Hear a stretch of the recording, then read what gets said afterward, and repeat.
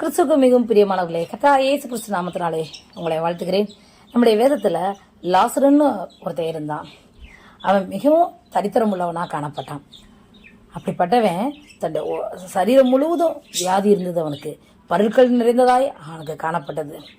அவன் ரொம்ப வறுமை நிலைமையில் இருந்தான். அவன் ஒரு ஐஸ்வர்யான் வீட்டு வாசலில் தான் உட்காந்துருப்பான். உட்காந்துட்டு அவர் போடுற சாப்பாடை தான் மிச்ச மீதி கிடைக்கிற சாப்பாடை தான் அவன் சாப்பிட்டு அவன் ஜீவனம் பண்ணுறவங்களாக காணப்பட்டான். ஆனால் ஒரு நாள் அவனுக்கும் ஒரு மரணம் சம்பவித்தது. ஆனால் அவன் மரணத்துக்கு பிறகு ஆபிரகாம் மடியில் உட்காரவனாய் காணப்பட்டான். ஆனால் அந்த ஐஸ்வர்யவானுக்கும் அதே போல் ஒரு நாள் மரணம் வந்தது. ஆனால் அந்த ஐஸ்வர்யவான் பாதாளத்துக்கு போகிறவனாக காணப்பட்டான். தண்ணிக்காக ஐஸ்வர்யான் ஒரு விரல் நுனி தண்ணிக்காக அவ்வளோ கதறி கொண்டிருந்தான்.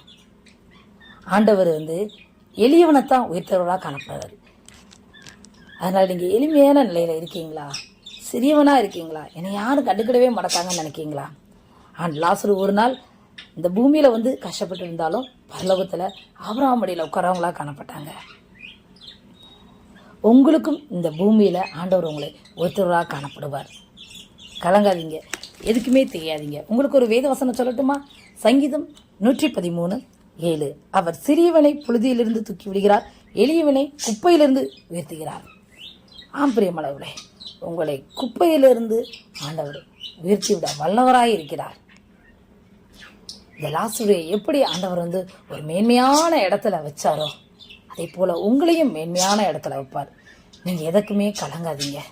நான் புறக்கணிக்கப்படுகிறேன், எல்லா இடத்துலையும் நான் அசிங்கப்படுத்தப்படுறேன், அவமானப்படுத்தப்படுறேன், எனக்கு எப்படி உயர்வு வரும்னு நீங்கள் நினைக்கிறீங்களா?